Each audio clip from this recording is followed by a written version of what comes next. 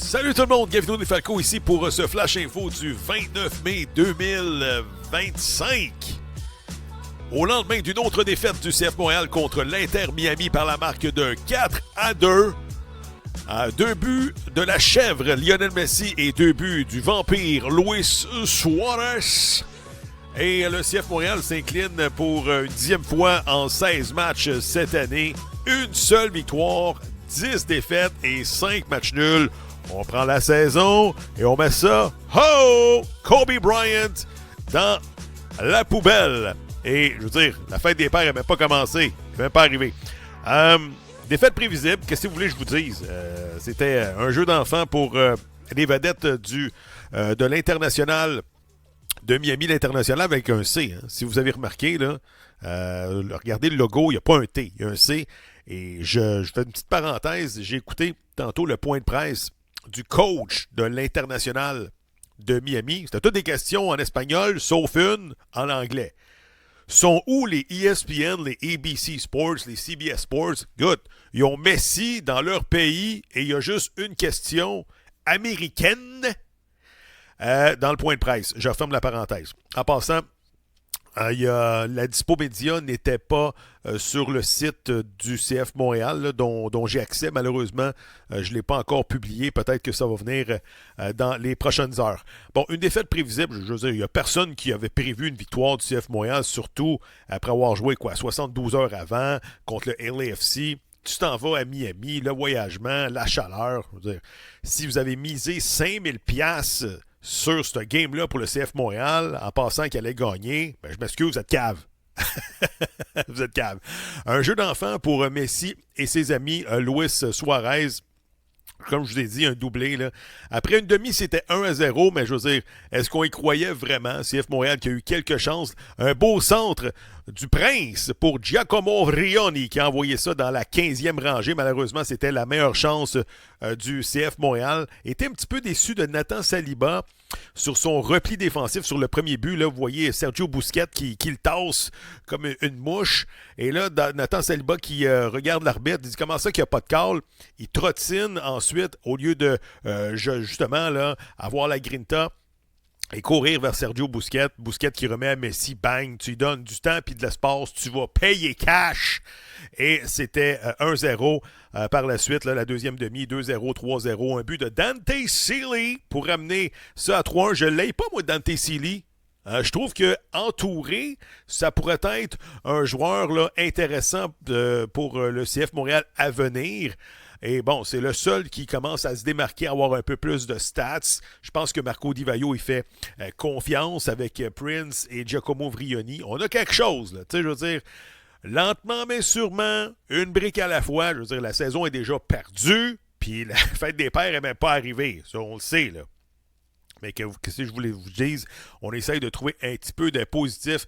Un jeu d'enfant pour Messi. Ensuite, le 4e but, le tic-tac-toe là, avec Luis Suarez. Tu sais, ces gars-là, ils ont tellement joué ensemble longtemps. La chimie, pas besoin d'être installé. Et Messi qui marque un superbe but, le 4e, là, qui trompe la vigilance de Jonathan Serrois. Un petit lobe par-dessus sa tête.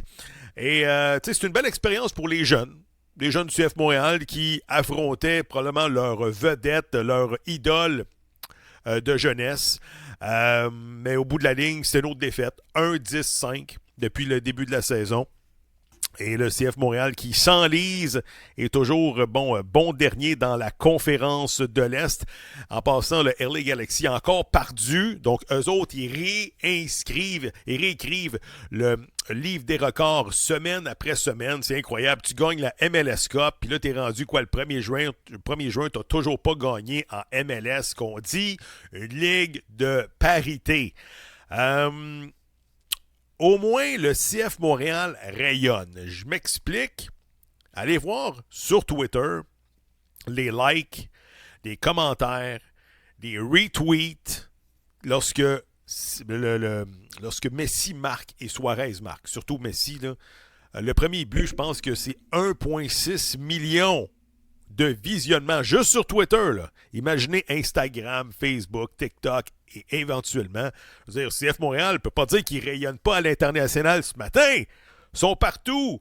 Parce que tout le monde sur la planète a regardé Messi marquer contre notre club, notre ville. Au moins, quelque part dans le monde, y a-t-il un agent de joueur qui va dire « Hey, c'est vrai, Montréal a un club dans cette ligue-là, puis mon client parle français. Peut-être, je vais prendre le téléphone, puis je vais appeler la direction du CF Montréal pour proposer un de mes poulains. Peut-être. C'est pas, là. Je pose la question comme ça, là. Je veux dire, ça peut pas nuire une défaite de même. Tu te fais éclater à Miami et les agents de joueurs qui, justement, il y a des joueurs disponibles un peu partout sur la Terre qui deviennent joueurs autonomes sans restriction. Ben, savez-vous quoi? Il y a un mercato qui s'en vient dans 6 semaines en MLS. Pourquoi pas lâcher un coup de fil au club, c'est la rue Sherbrooke. Ils ont peut-être besoin, notamment, là, de visibilité. Bref, je referme la parenthèse. Comme je l'ai dit, c'est un flash info très rapide. On ne veut pas s'éterniser sur l'analyse du match, puis on aurait dû jouer un 4-2-3-1, puis on aurait dû fermer le centre, puis on n'aurait pas... Hey, on les a pas les chevaux. Qu'est-ce que vous voulez que je vous dise? Même si CF Montréal avait aligné un 3-5-2, puis notamment, on aurait bétonné le centre, tu peux pas battre Messi et Suarez chez eux. L'année passée, CF Montréal l'avait fait, mais Messi, je pense qu'il n'avait pas joué. Miami était vulnérable. Malheureusement, le CF Montréal... Heureusement, CF Montréal avait gagné cette rencontre-là. Je pense que c'était au début de l'année, 3-2, si je ne m'abuse. Bref, les meilleurs moments sur Twitter, j'ai intercepté notamment là, quelques messages qui, je vous le dis, là, ça va pas bien sur Twitter, ça va pas bien sur Facebook. J'imagine que l'état-major du CF Montréal lit tout. Donc, voici les meilleurs moments que j'ai interceptés. MLS Moves. En passant, là, je vous conseille de vous abonner à la page MLS Moves sur Twitter, qui fait un excellent travail indépendant de couvrir cette ligue-là. C'est un gars qui a ses entrées à gauche et à droite dans la ligue, puis il dit souvent sa façon de penser. Regardez son tweet hier qui, je crois, a retenu mon attention. The LA Galaxy are really bad, but Montreal might be the least talented team I ever seen in MLS. MLS wants a parity, yet Montreal will never win an MLS Cup the way they operate. Et également, il mentionne cheap owners should just sell their teams at this point. Tu sais, je ne veux pas faire de la nomenclature de ce qui s'est dit cette semaine au point de presse de Gabriel Gervais, lorsque Gabriel Gervais a mentionné que on a une culture gagnante. Je veux dire, est où la culture gagnante? J'ai commencé à couvrir ce club-là en 2019 et on n'a pas eu vraiment beaucoup de fun depuis ce temps-là. Tu sais, l'après-Drogba, 17, 18, 19, ça ne va pas les séries. Ça va pas les séries. 2020, COVID, tu fais le play-in, tu t'en vas à Boston, tu perds. Donc, en principe, tu fais les séries parce que Olivier Renard nous avait mentionné que la Ligue avait donné une bourse là, au CF Montréal pour avoir fait les séries. Bref, 2021, tu ne fais pas les séries. 2022, tu fais les séries. 65 points, wow! Wilfried Nancy aurait dû gagner le coach de l'année sans aucun doute. Il n'y avait rien. Je veux dire, il n'y avait pas d'attente du côté de Montréal. Tous les experts les avaient placés à l'extérieur du portrait des séries. 65 points. Ça, c'était un vol. Un vol qui n'avait pas gagné le poste d'entraîneur de l'année. 2023, tu ne fais pas les séries. 2024, par la porte de côté, tu rentres grâce à Joseph Martinez et Caden Clark et Tom Pierce, selon Gabriel Gervais. 2025, ben regarde, c'est une saison à oublier. Donc, lorsque Gabriel Gervais mentionne on a une culture gagnante, je veux dire, en bon français, là, coton-tige d'Otari. Coton-tige d'Otari. What the fuck? Vous me suivez, là? Je la comprends pas, celle-là. Il aurait dû se garder une petite gêne lorsqu'il a dit on a une culture gagnante. Moi, je la vois pas. Culture gagnante, c'est exemple, les Sounders de Seattle qui font 3-4 finales de suite, qui ratent jamais les séries. J'aurais compris. Montréal, je vais me garder une petite gêne. Je poursuis avec les meilleurs sur Twitter. Deuxième Deuxième commentaire. JS McTeer. Je me couche chaque soir en mettant la cassette de Gabriel qui me souffle à l'oreille que nous n'avons pas encore vu le plein potentiel de cette équipe. Ça, JS McTeer, je le suis depuis longtemps. C'est un die-hard fan du CF Montréal. Lui aussi commence à en avoir plein le pompon. Alexandre Bernier. On ne veut pas de joueurs désignés parce que les partisans ne voudront pas payer. Pas mal certain qu'avec plus de joueurs désignés, et une équipe qui gagne, les billets se vendraient plus facilement, et ce même avec un prix plus élevé. D'accord avec toi, Alex. Moi aussi, tu mets un produit sur le terrain et tu vas ramener les gens au stade olympique, les purs et durs, et même des Eurosnobs qui vont venir au stade acclamer leur vedette. Parce que là, présentement, je veux dire, venir au CF Montréal, c'est comme une sortie à l'insectarium. Ou bien au planétarium. Tu sais, là, la fameuse sortie que ça ne te tente pas, mais tu es obligé d'y aller parce que tu as un samedi soir, que tu n'as rien à faire à la maison. C'est à peu près ça, présentement, le CF Montréal. Tu y vas parce que, tu sais, on a un club là, puis c'est une petite soirée, là, entre amis, avec ma blonde. Je vais l'amener au soccer. Demande-moi pas de nommer 2-3 joueurs du CF Montréal. Je les connais pas anyway. Point, ferme la parenthèse. Dernier point. Ben Way mentionne pourquoi aller voir le Cirque du Soleil à Montréal quand on a une représentation offerte pour peu cher toutes les semaines.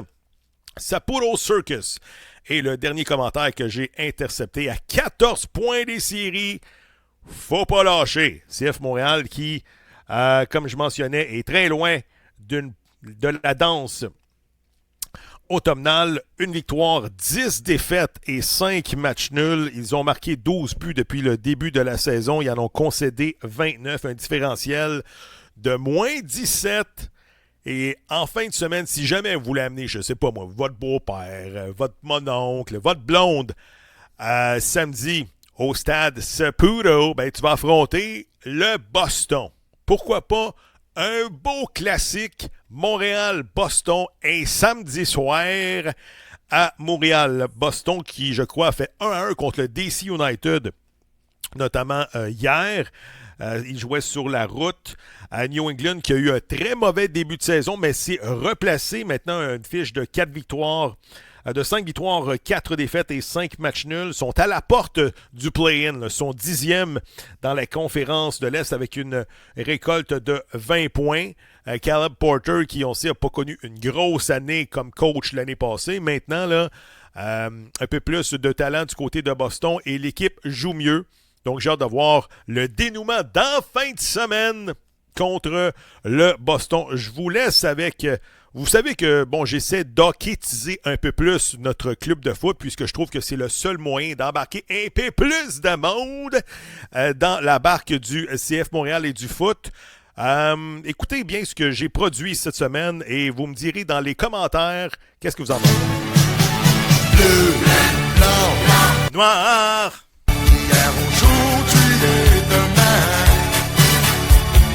Bleu, blanc, noir. Club de foot, le club de foot. C'est dans notre sang, dans notre cœur, notre tradition, notre honneur. Le club de foot est nous, c'est une partie de nous. Bleu, blanc, noir. Moi, je me dis pourquoi pas. C'est-à-dire, l'Impact a toutes ses chansons. Allez, I-M-P-A. Tu sais, on les connaît, là, ces chansons-là. Mais le CF a jamais eu sa chanson à lui. C'est-à-dire, il va falloir tourner la page, ça ne s'appelle plus l'Impact, ça s'appelle le CF. Pourquoi pas utiliser la chanson Bleu, Blanc, Rouge modifiée pour le Bleu, Blanc, Noir? Moi, je me dis, le CF a le droit à sa propre chanson. Merci d'avoir été là, tout le monde. Retweetez, repartagez tout sur YouTube.